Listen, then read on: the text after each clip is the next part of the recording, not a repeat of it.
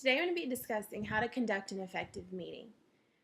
Putting together a meeting, planning what you're going to talk about, what do you have to put together, who do you need to involve, where do you have it? This kind of stuff might make planning a meeting sound very daunting and kind of unattainable.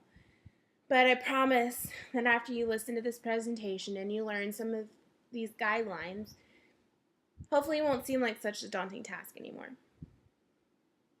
One of the first things you need to do is, what is your purpose? What is your desired outcome for this meeting? There are three main reasons that people put meetings together. The first one is brainstorming, where people just come together and they openly discuss and throw out ideas of how to solve a problem or complete a project or change a rule, something like that. It's more of an open forum discussion.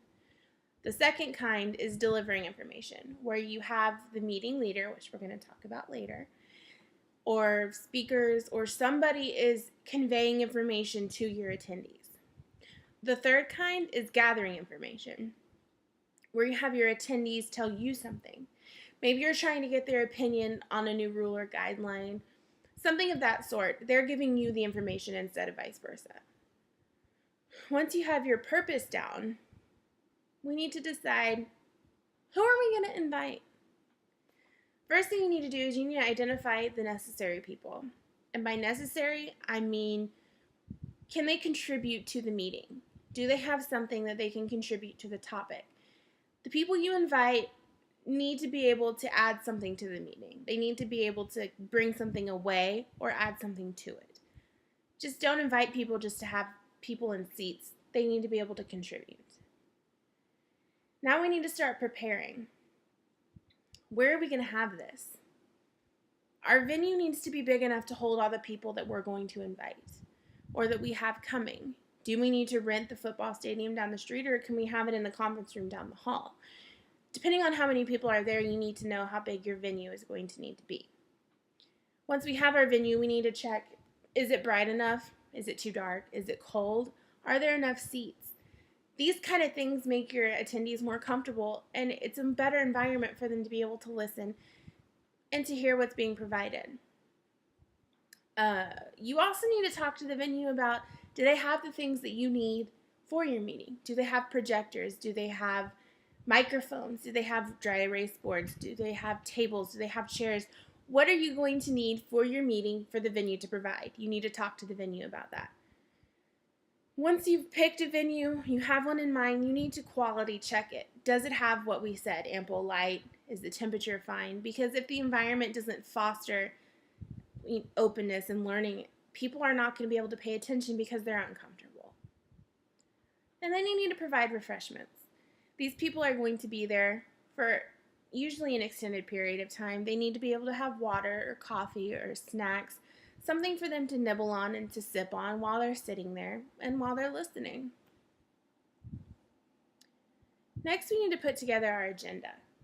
This is just an overview of what we're going to be talking about during our meeting.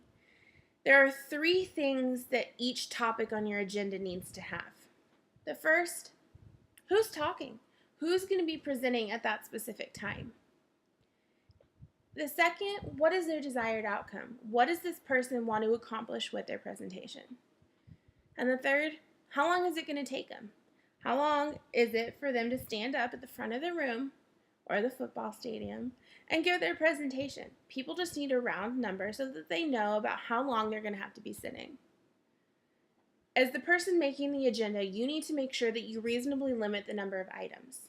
You don't want to try to cram so much into one meeting that people are overwhelmed and they're not learning anything because there's so much happening. In the same sentence, you want to be realistic about the time frame. You don't want to try to stuff all that stuff in to an hour-long meeting. People are going to be overwhelmed. They're going to be frazzled trying to figure out what's going on. What do they need to know? What do they need to remember? Didn't we already hear this? Stuff like that, to where they're not going to come away feeling accomplished. They're going to come away feeling stressed that they didn't feel accomplished, that meeting did nothing. So be reasonable. How long do you want your meeting to be? And don't put too much in that time frame. You need to schedule periodic breaks as well. If your meeting is going to be going over lunch, say you're doing a conference or something that's going to be an all-day thing, give them 45 minutes to an hour for lunch. That's what people need. People also need to get up and move around in general. They need to go to the bathroom. They need to return a phone call. They just need to get up and move from sitting for that long. So just schedule periodic breaks, 10 to 15 minutes for people to just get up and move. You also need to be sure that you send your agenda out to your attendees at least 24 hours before your meeting.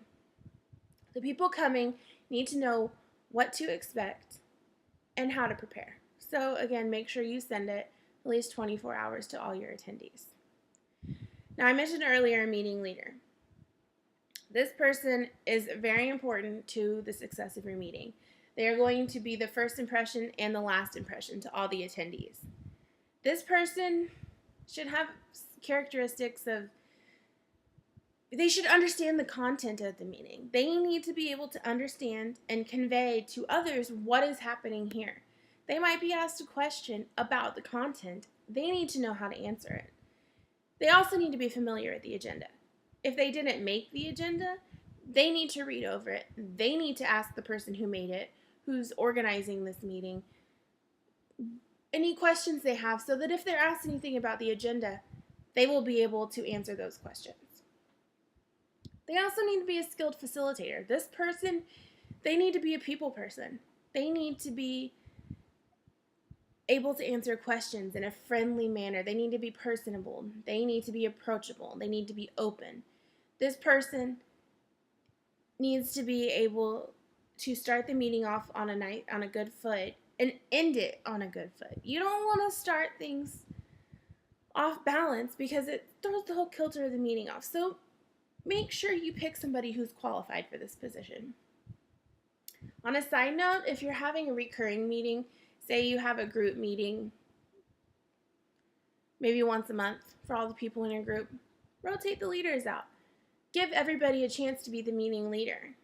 Not only does it give people a break, but it also gives people an opportunity to develop leadership skills and to try something new. So the meeting leader is going to first and always open the meeting with an overview of the agenda. Plain and simple. They don't have to read it word for word, but just kind of summarize for the attendees what is going to be happening for the duration of the meeting. There are two other roles we're going to talk about in a minute, and that is the timekeeper and the note taker. But they need to make sure that those roles are clarified within the group. That's also a task of the meeting leader. Make sure people know exactly what there is expected of them. The meeting leader, other than facilitating, they need to help maintain the focus of the meeting. Make sure we're staying on track. Make sure this meeting is successful because it's staying true to form. Their job is to also summarize beforehand and after what do we expect to happen and what did happen, basically. They also need to make a note of any follow-up. What do we need to talk about next time? And they can also ask the attendees for any suggestions for what we need to talk about or what might need to be put on the next agenda. They also need to manage discussion and encourage participation. Ask questions and get people involved so that they feel like they have been a part of this meeting and they helped make it a success. And of course, after the meeting is over, they need to thank the attendees. They took time out of their day, whether it was mandatory or not. These people came and they sat through however long your meeting was. You need to make sure that you thank them for coming and you hope that they learned something and you hope that they also feel that it was a success. The other two people I talked about were the timekeeper and the note taker. The timekeeper is just what it sounds like. This person's main job is to keep time. Make sure that the meeting starts and ends on time. The meeting should start on time no matter what. If people are late, you still start on time. You need to be respectful for the people who did arrive on time. If they're late, they just miss out. They also need to check time for the agenda for accuracy. Remember how we had to put our times for our speakers on there? Are we keeping on track with what we put for the agenda? Doesn't have to be 100% accurate. Just how close are we in our estimates so that next time we can switch things up, move things around, and make sure that we do allot the appropriate amount of time that is needed. The last person is the note taker.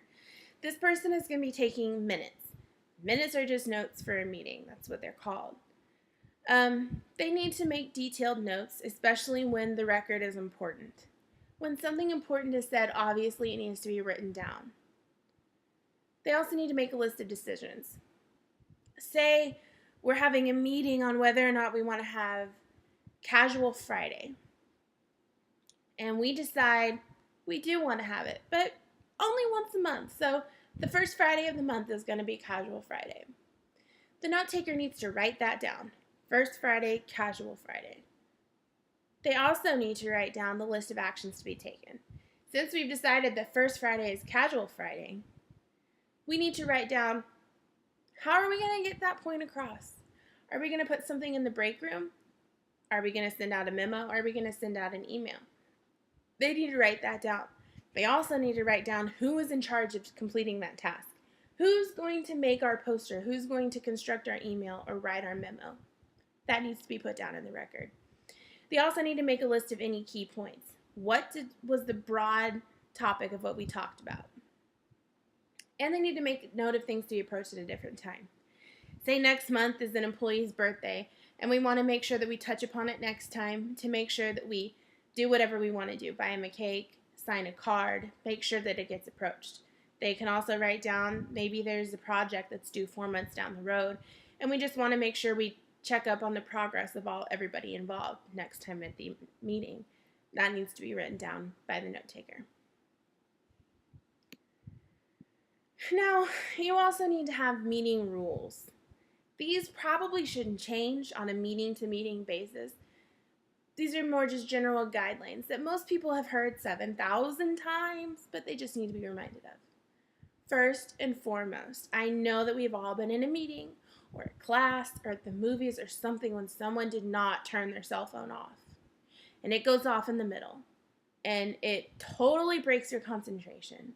Can ruin the flow of the speaker. Can just mess everything up. So please remind people their electronic devices need to be turned off or put on silent. If there is an emergency, which we all know that there are, they need to go away from the meeting space to take their call or return their text message or whatever they need to do. Another thing, we are all adults. Everybody should be respected. The meeting space needs to feel like an open, friendly place where people can share their comments, their concerns, their criticisms, their opinions without feeling like they're going to be attacked. Some people just need to be reminded that we need to be respectful of others' thoughts and opinions. You also need to encourage participation. Tell them something like, you don't need to require participation, but say it's an open forum. Please tell us what you think. This is why we're here. Something of that magnitude so that people know that their opinion is going to be respected. It's not going to be interrupted by a cell phone. And it's wanted. We want to know what you think. Next, we need to, after we've done our meeting, it's been an awesome success, right? We need to do an evaluation. We're just going to ask each attendee, what did you think? How did it go? There's 3 specific ways we can do that. One is a round robin, where we just go around the table and ask each specific person, Sally, what did you think? How did it go? And let Sally talk. And then move on to Brian. How did Brian feel? Something like that. The next is written. If you want to go more anonymous, you don't want people's names attached. People might feel more comfortable telling their opinion if it doesn't have their name attached, especially if it's a negative one, which we all need to know what we did wrong, especially if we're going to be doing this again, which most likely we will. So hand out a written form, send it in an email, do something so that you have an evaluation of how you did. The third kind is an open discussion, where we just have everybody spout out comments. Take turns, but spout out comments, concerns, criticisms, pats on the back. Just how did it go in your opinion? And when you do this, you need to make sure you ask questions like, what can we do better next time? What parts of the meeting worked well? What didn't work so well? How do you feel about the length of the meeting? Do you feel that it went too long, you've been sitting here for too long and you've lost interest? Or do you feel like we didn't have enough time? There was just not enough time to convey our topic in a way that you feel like you learned something and you can walk away feeling like the meeting was a success. Do you feel that we covered the agenda well? Did we stick to the plan? Did we hit every mark? Do you walk away feeling like this was a success? Of course, you can ask other questions specific to whatever you're doing, but those are just some broad ideas of what to ask. The last thing we need to do, follow up. The note taker needs to type up the minutes that he took. Send them to the meeting leader. These minutes need to be sent to every attendee within 24 hours of the conclusion of the meeting. The reason you need to do this is because they need to have a note of what happened, especially if you're doing a project or something like that. They need to be able to refer back to any decisions that were made during the meeting. And also, be consistent. Be consistent with how you run things, what you expect from people. People like to know what they're walking into. People perform better when they know what to expect. And last, if you've already decided when your next meeting is going to be, you can include a reminder for that when you send out your minutes. Hey guys, just a quick reminder, June 25th, we're going to have a meeting at 9 a.m. Venue's yet to be decided. I'll get back to you, but just mark that down on your calendar so this is when it's going to be. Heads up. Plain and simple. That's pretty much it. I hope that after hearing this and after going through it step by step, you now kind of feel more comfortable with what to expect and how to conduct it. And hopefully, the meeting you put together will not only feel successful to you, but your attendees will walk away feeling like it was a success as well.